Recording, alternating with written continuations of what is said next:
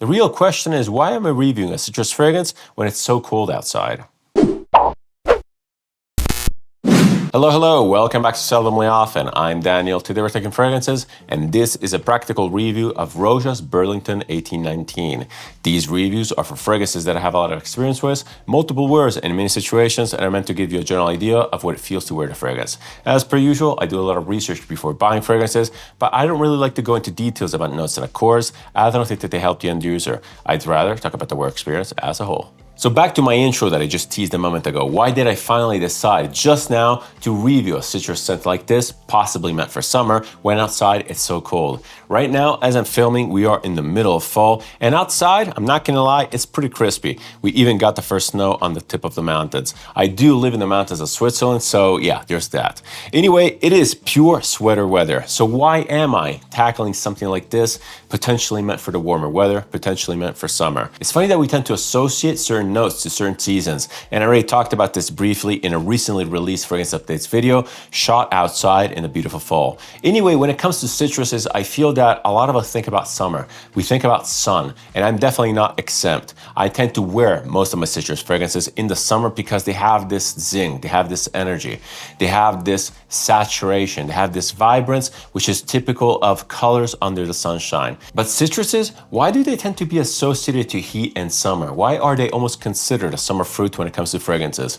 It's so strange because oranges, for example, tend to be picked between fall and spring, and they're officially considered a winter fruit in Italy. They're actually a strong source of vitamin C together with clementines, and those are something that I associate to throwing the orange peels into the fireplace. There's something very wintry about it. For whatever reason though, this scent and other citrus scents are more designated to the summer. And this one here specifically is considered one of the best citrus scents for the summer ever made. That being said, why do I think that this is a four-season scent? Why do I think that this particularly shines in the fall? I think it all comes down to the fact that, in my opinion, this Roja, this fragrance, is first and foremost a gentlemanly scent. Obviously, it's a gentlemanly scent built around citruses. It's undeniable. They're in the top and very, very prominent, but there's so much more to it. There's a lot of musk in the body. There's a ton of presence. This really screams gentleman. It screams masculine vibes.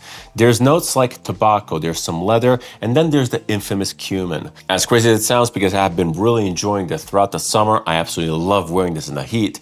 In my opinion, this fragrance really represents the concept, the idea of walking into a warm environment from the cold outside. I'm picturing this dreary, foggy, wet London evening, and you're finally walking into some sort of a pub or maybe a more classy lounge. Let's pause on the fragrance for a moment and let's talk about the brand of Roja in general. This is a very, very polarizing brand. Some people absolutely love it, thinking that all of the fragrances are basically a gift from the gods. Some other people absolutely hate it, thinking that it's a scam brand, a clone brand. I'm a little bit in the middle. I'm not a fan of the brand identity. I don't like what they represent, but I truly think that the fragrances are really, really good. They're actually exceptional at what they are. What are the fragrances by Roja, you may ask? Well, these are very classical fragrances which wear in a classical way, which are constructed according to traditional French perfumery canons. In my opinion, it's very high-end stuff. I have also no problem admitting that a lot of the fragrances by Roja are heavily inspired by timeless masterpieces from the past. I don't have any problem admitting this because, in my opinion, the Roja versions are the ultimate versions. It's the stuff that smells the best. Again, they're very expensive. They have this inflated luxury feel that I'm not a huge fan of. The look and feel of the brand is just a little bit too much. It's a little bit tasteless. It feels a little bit cringe. The guy himself, Roja Dove, is not my kind of guy, not my kind of inspiration. I feel that elegance is a person like Tom Ford, not like Roja Dove. But hey, horses for courses, everyone can like who they like. That being said, I think that Burlington 1819 comes across as fairly unique, and it's not really sharing much of its DNA with anything else on the market. Again, some people are out there pointing the finger to Bulgari Tiger, maybe even involving Sospiro Vibrato, but in my opinion, this one here smells nothing like those two fragrances. In the dry down, the fragrances smell nothing like each other. This is very masculine, it's very traditionally gentleman. This is almost like a nice, fresh Chypre. The other ones are much more top heavy. Without the top, the other fragrances just fall apart. In my opinion, this one here in the dry down really starts shining. And by the way, I forgot to mention anything about the name of the fragrance itself. If you're curious, Burlington 1819 is basically an ode to 51 Burlington Arcade, the place where Roja got his first shop, and 1819 being the year that this arcade opened. And I think that the entrance, the facade to this arcade, is even depicted here on the front panel of the fragrance. Overall, this is absolutely beautiful. It's one of the best citrus classical fragrances in my collection. It smells very British. It's basically a connection between the British heritage and the British flamboyance. And it's also, in my opinion, a lot about contrast. Contrast between clean and dirty. Contrast between gritty masculinity and approachable gentleman vibes. This is absolutely beautiful. I love wearing this. It's one of my favorite fragrances for year-round, as I said before. But we're going to talk about the wear experience and scent profile after we cover the presentation. But before delving deeper into this review, a word from the sponsor for today's video, Into the AM, which is the brand that provided this amazing fleece shirt that I've been wearing throughout this video footage. Into the AM is a brand which is dedicated to modern, affordable, high-quality clothing. I really like their stuff. They reached out because, well, they wanted to showcase some stuff on my videos, and I said, hell yes. As you may know if you've been watching my videos, everything that is filmed in this studio is from torso up. So I have to give them this minor disclaimer. Fortunately, they were absolutely cool with it, so I picked out 3 fleece shirts, and this one here is one of them. Very, very good materials. The fleece is very warm. Everything feels very solid. It's so soft and comforting. This is like the ultimate day shirt. Day shirt in the winter and fall. And also, if you know me and you know my personality, I usually don't go for flashy graphics or big logos. Thankfully, Into the AM offers a wide range of garments, which are much more simple, much more clean, to totally fit my vibe. Overall, great brand, great communication, which is absolutely key. And it's even more important in today's flooded landscape. I can really get behind a brand like this, a brand which is made of fun, passionate people. And Into the AM seems to be exactly that. The garments are great. I really like the style. They're very comfortable. They feel extremely sturdy, and they're well priced. What's not to like? Into the AM, if you like the brand, check down in the description. There's a link. I get a little bit of a kickback, but again, it's not fragrances, so there's no bias there. When it comes to presentation, Roja products are, well, they're very Roja. They're very, very Roja. They're very identifiable, and they're almost iconic. Love them or hate them, you really can't deny that these are incredibly attention-grabbing and eye-catching. You can't deny the fact that the marketing did an amazing job giving these fragrances, giving these products immense presence. They're really, really memorable. They're also incredibly polarizing. People seem to either love them or hate them. Really nothing in between. Myself, I do appreciate what this stuff is, but I can't connect with the brand identity. I can't connect with what they represent. To me, these really represent the concept of unnecessary, superfluous luxury connected to a high price tag. Everything feels a little bit tasteless. Everything is a little bit too much, too kitsch, just not really my style. Again, I get what this represents, but there's a big distinction to be made. Something like Louis Vuitton has a strong brand identity to really carry the brand, to really justify the look. Roja feels a little bit cheap because it's a new brand. It's born, I think, in 2011, which is surprisingly recent. And they just came out swinging with stuff like this. It feels a little bit out of place. I'm not really sure. Again, the fragrances themselves are absolutely beautiful. They're so meticulously crafted. They smell absolutely amazing, and they almost justify the asking price at discounters. Anyway, delving deeper into the presentation, specifically for Burlington 1819, I do think that this one here is one of the more attractive bottles from the line for 2 factors. Firstly, it only comes in 100 ml, and I'm a sucker for these cube bottles. Apparently, all Roja fragrances, which are 100 ml, have this form factor, and I think that it looks really, really cool. I just like the balance of shapes. I like the balance in the hand. It comes across as a little bit old school, a little bit vintage. It has a little bit of a patina, even though it's a new bottle. It showcases incredibly well on a shelf. It almost feels like a prop. That being said, when you get close, you start noticing a little bit more defects. The bottle itself, the glass, is pretty nice, but you see a lot of manufacturing defects. You see the seams on top. For the price, it could be a lot better. Again, for the price, Roja should be absolutely pristine, especially because they're touting it in the marketing. They're touting a luxury item. And some stuff on these feels like they're cutting corners. Also, the cap, which is arguably the more iconic part of the bottle, has some defects. I'll get to the defects in a sec. But the cap is obviously a showstopper. It's very, very eye-catching, literally, because it is full of crystals. and it refracts light in a very special way. It's tacky as hell, at least in my opinion, but you really can't deny that this is a great conversation starter because it does grab attention. You really can't deny the fact that the marketing did an amazing job at creating this brand which is completely over the top in a very iconic way. The cap is overall fairly well made. It's metal and it's crystal, and it has a nice heft to it. And it even has this Roja signature on the front. I seem to understand that the newer bottles do not feature the Roja signature. I'm not really sure what happened, if he sold the brand or not. Overall, I really can't complain. It's really, really nice. What I will complain about and what I don't like though, is that the caps offer this plastic insert here, which is basically allowing the cap to be put on the bottle by friction. Now on this bottle specifically, the cap works well because I got this bottle new and I got it recently, so everything is on point. But my cap for Isola Blue is absolutely terrible. The plastic inside the cap or some part of the cap seems to be worn out, or maybe the tolerances were just off, but to the point where my cap for Isola Blue is barely holding onto the bottle. It's super annoying, it's always crooked, and it just feels very, very cheap. This one here feels good, but I can't vouch for the longevity of the whole system. When it comes to atomization and spray action in general, the fragrances by Roja are absolutely amazing. I have nothing to complain about. They offer one of the best pressurized atomizers on the market with a great balance between diffusion and amount of liquid sprayed. The overall haptics are great, the materials are great. Let's give this a couple sprays. Gorgeous. I've been wearing this as my scent of the day, as I usually do when I film these reviews. This thing here is killer. It's killer in pretty much every situation. It's killer at the office, in formal occasions. It's killer during the day, possibly even at night. It's so sexy, so reassuring, so confident. It's a very, very beautiful fragrance. And again, I can't stress enough how good it is in the fall. In the summer, it's gorgeous, but it has a little bit of that stank. In the fall, it cleans up and it's even better. I can't wait to wear this in the winter, but I'm suspecting that in the winter, the bitter note of the grapefruit might come across as a little bit too much. Overall, no one in the office better than I. Again, this thing here has a lot of projection, especially when you first spray it on, but it's not invasive. It's very soft. It's very put together. It's very, very beautiful and clean. I love it. I love wearing this, and this could almost be a signature scent for me.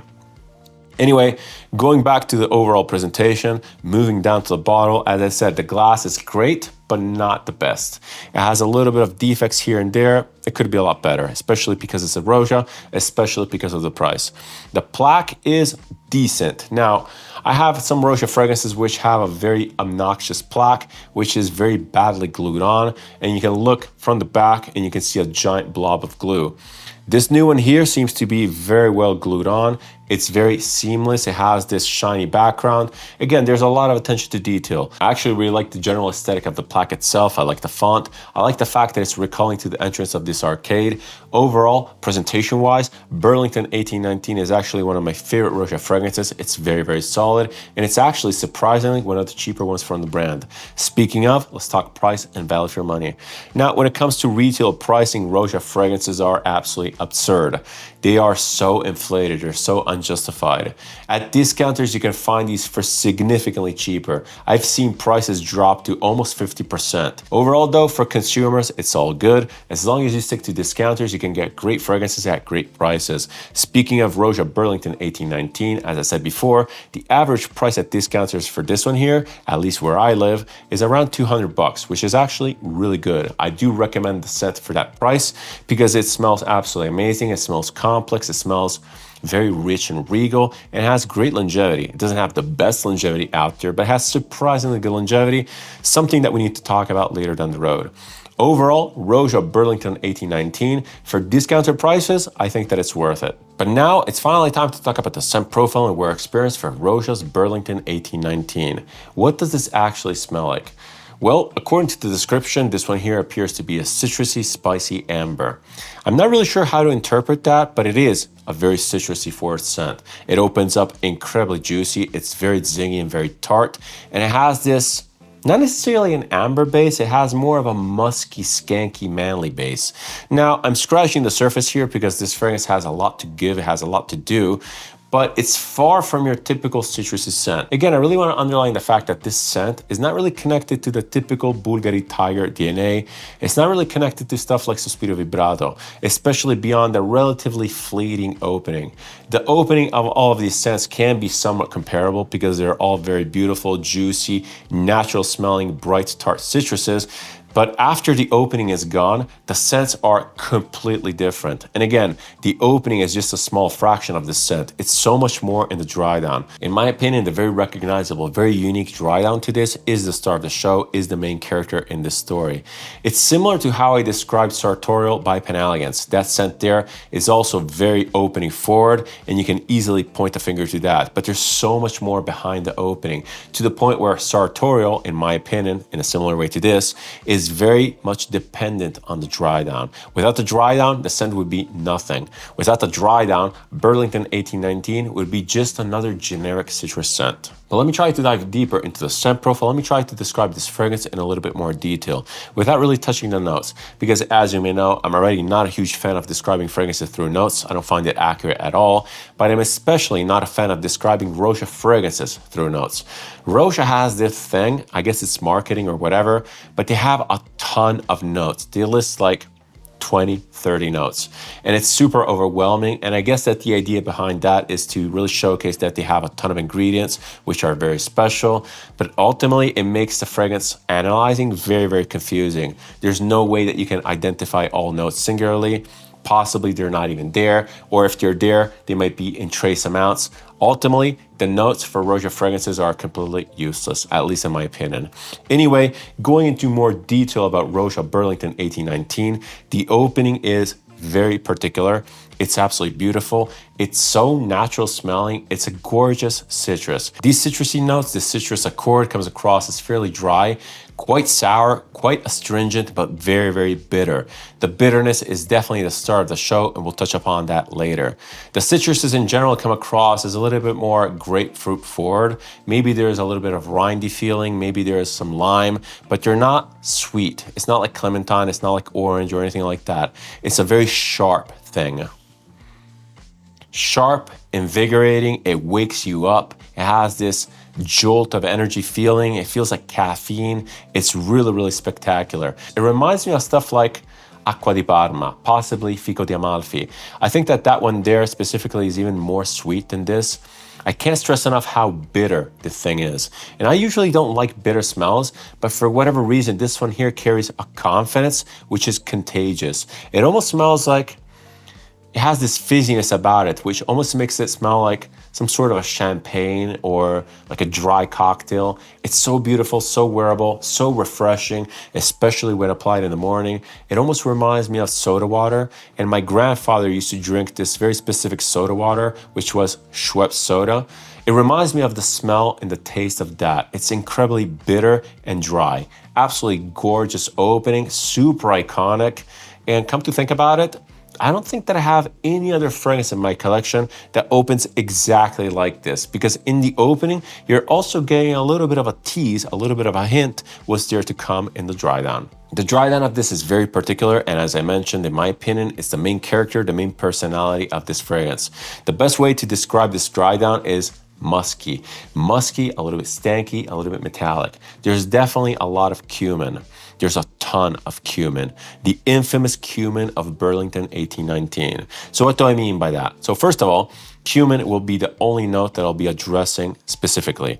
Cumin in here is a major player. It's a major definer of the scent profile. And what does cumin do? Cumin can give a little bit of a sweaty feeling, and cumin in here does exactly that. It's responsible for most of the body and most of the presence in this very masculine dry down. I really came to appreciate what the cumin does, especially in the summer, especially in the heat. As your skin temperature rises, possibly due to maybe some small activity, maybe like walking up the stairs, the scent starts pushing off the skin immensely, and it radiates around this beautiful masculine touch, this beautiful masculine muskiness, which feels A little bit sweaty, yes, I'm not gonna lie, but it's also very appropriate. Again, it's reminding me a lot of Sartorial. Sartorial had this very specific leathery, musky dry down, which really evoked the idea of a man in the suit working all day and developing a little bit of funk, a very natural funk.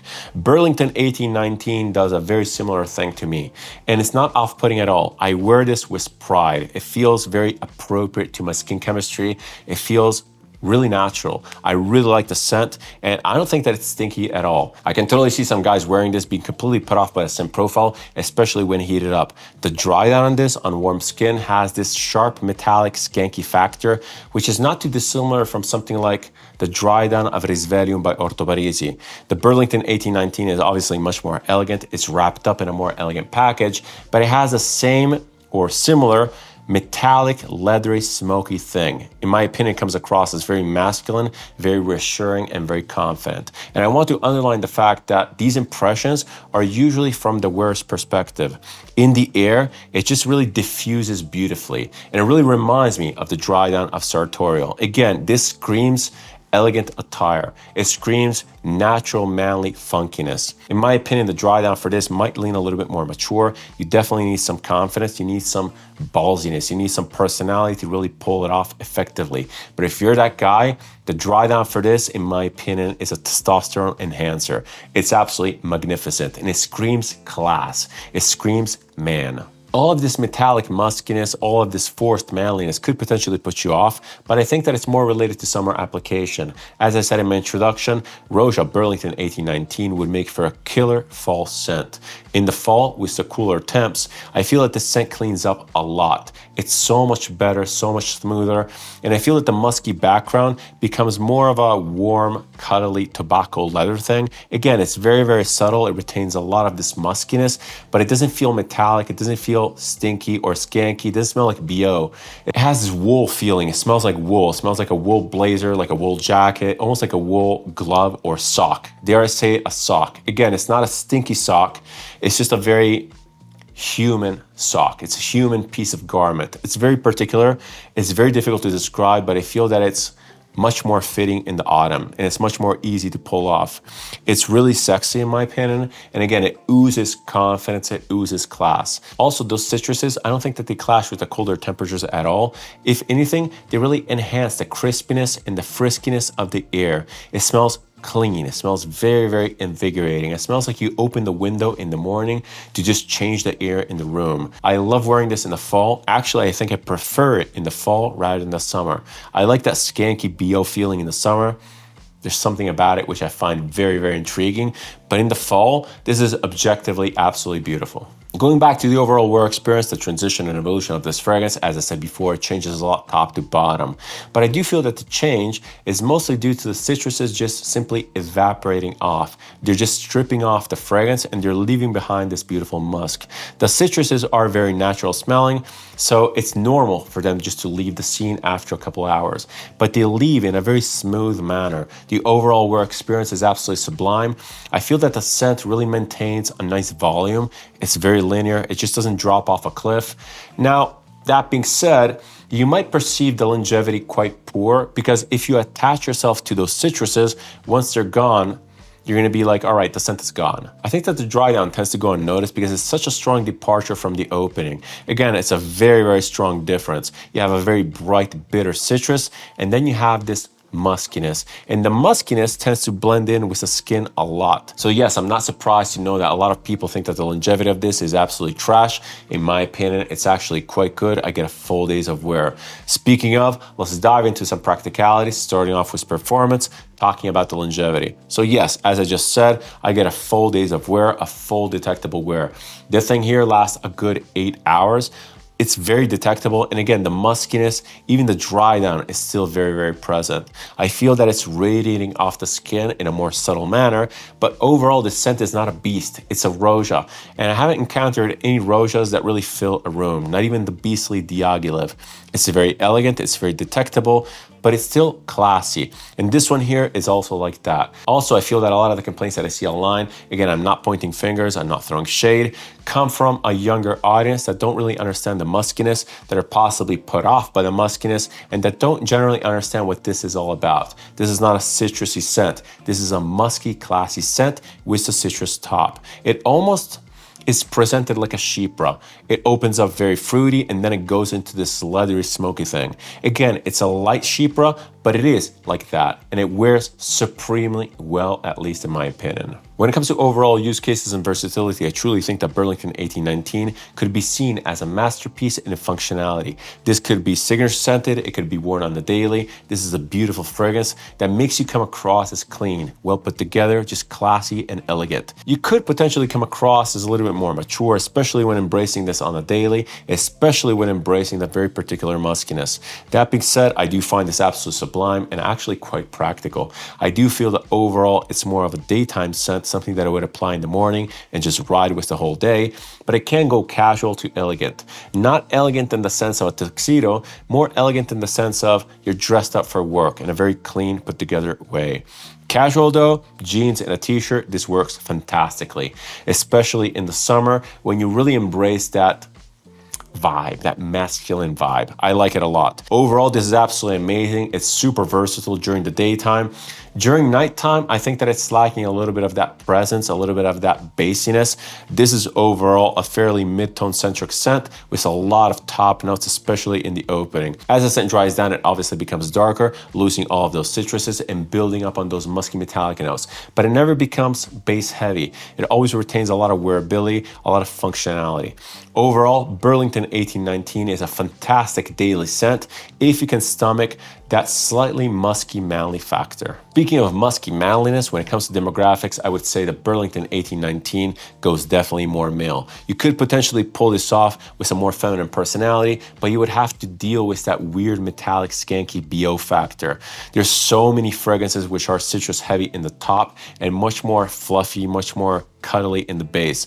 So I would definitely go for something like that. Even something like Summer of 84 by Kerosene, that one there has the same zing, it has the same power in the top, but it's much more wearable in the base for a much broader public. This one here is gentlemanly, it's decisive, it's very, very confident. When it comes to imagery and narration, Roja fragrances are really not that great in general. Even stuff like Diaghilev is more of a suggestion than an actual narration or story. Roja Burlington 1819 is a flatline for me. It's a pure fragrance, it's a pure perfume. This can be seen as an accessory. As a daily fragrance, I wouldn't even want something too heavy in the narration. It would be extremely fatiguing. This thing here does a great job at complementing your persona, and it's a beautiful refresher in the morning. When you put it on, it just wakes you up, it just gets you ready, it just gets you mentally in place. Gorgeous stuff. I really can't fault the wear experience. I can't fault the use case, but if you're looking for narration in fragrances, this one here is definitely not for you. But now some options for the fragrance I'm reviewing. In the case of Roja Burlington 1819, I wanted to feature some fragrances which had citruses, but in a different way, possibly stuff that can be worn more in the fall season. The first one is by Andy Tower. This one is Orange Star. I really, really like this fragrance. This is so unique. It's a completely different fragrance from the Roja. This one here comes across as sweet, but also smoky. It's like an orgy fragrance with a base of incense. It's so particular, so underrated, because not many people talk about Orange Star by Tower. In my opinion, it's a very interesting and unique fragrance from the brand with overall great performance. It has great projection, great longevity. It just smells a little bit weird because you're combining this orange rind feel, a little bit almost candied, with this incense smoky base, which can go a little bit burnt. Orange Star by Tawad, very interesting fragrance, definitely a unique take on the genre. This one here would make for a great fall and winter citrusy scent. The second fragrance that I want to showcase is very, very strange. It's actually a new acquisition. This one is from the brand of Mystikum. I think that the brand is German, and this fragrance here specifically is called The Need to Fly. This one opens up very fresh and aromatic with beautiful citruses that have a distinct, juicy, effervescent, zingy quality. It's also quite boozy, but the booziness in here is not like whiskey, it's not like bourbon or anything like that. It's much more dry. It smells like gin, it smells like vodka. It has this metallic feeling to it. It's also carrying a massive, massive cannabis note. It's probably the more cannabis forward scent that I've ever tried. So if cannabis is not your thing, this one here is definitely not for you. Overall though, especially given the fact that I'm not a huge fan of the note, the cannabis in here is very, very smooth and it perfectly integrates into the scent profile. In the dry down, the scent becomes much more bitter. It's bringing out some vetiver, it's bringing out some ashiness, something else in there which is adding a lot of bitterness. And it feels very consistent. It's super interesting. It lasts a long time. Interesting house. I've never tried anything from Mystikum. Again, I got this in a trade. It was a blind trade and I just trusted my friend. Overall, I can't see how this is targeted towards women. It doesn't smell feminine at all. This is actually more masculine than feminine, but great. It's unisex, it's interesting, it's long lasting, it's nice and refreshing. It's a different take on a green scent. Mystikum, cool house. Great presentation, by the way. I love the satin bottle. I'll be definitely putting in a lot more wares, possibly even bringing you a review. Last but not least, another one of my relatively recent acquisitions, a scent that I still need to properly understand. That being said, this one here has been one of the more interesting citrus discoveries of the last months. This one is by the brand of 432. This one here is Arrayan Rojo. I absolutely love this. Again, I really haven't given it a lot of sprays because it is a limited edition and I'm fearful of using it up. But here and there in the house, every now and then, I spray it and I'm mesmerized. This is a beautiful citrus scent with a lot of body, a lot of presence. It smells like lime. It has a nice mint lime thing, which is so natural, so invigorating, so tastefully done, with a background of wood in typical Patagonia style. It's a gorgeous little scent by a beautiful brand, which is really dedicated to really preserving the natural habitat of Patagonia, to really showcase it through media and fragrance. 432, amazing brand. I love their style. I love their motive. I love what they do, and I fully support them. This fragrance specifically is part number 2 of a 7-part series called the 7 Mestizos. 7 fragrances to tell the story of a beautiful environment, a beautiful forgotten environment in Patagonia. I can't wait to visit. I can't wait to meet the perfumer, Joan Martinez. He seems like an awesome guy. 432, definitely a brand that I recommend. Definitely something that I want to check out if you're into artisanal weird fragrances. But now for my overall conclusions and recommendations for Burlington 1819 by Roja. Do I like this scent? Would I ultimately recommend it? Well, you guys be the judge. I've been glazing this fragrance till now and I'm not going to stop. This is absolutely beautiful. It's a great daily scent. It's a masterpiece in elegance, in manliness, and I would definitely recommend it to those who understand what this fragrance actually is. This is so much more than a simple citrus forward scent. And if you buy it because of that, if you buy it because of the hype, you will be disappointed. This is all about the dry down. It's all about the musky base. It's all about embracing that masculine funk. It's all about embracing being a gentleman. Again, it's expensive. I know that. It's not for everyone. It's also a Roja, a brand which is very, very polarizing. All I'm asking is to not judge this by its cover. Do not judge it because it's a Roja. Test it out. See if it's for you. Unbiased by the brand. I'm not a fan of the brand, objectively. It's a brand that doesn't really speak to me, vibe-wise, presence-wise, brand identity-wise. Really not for me.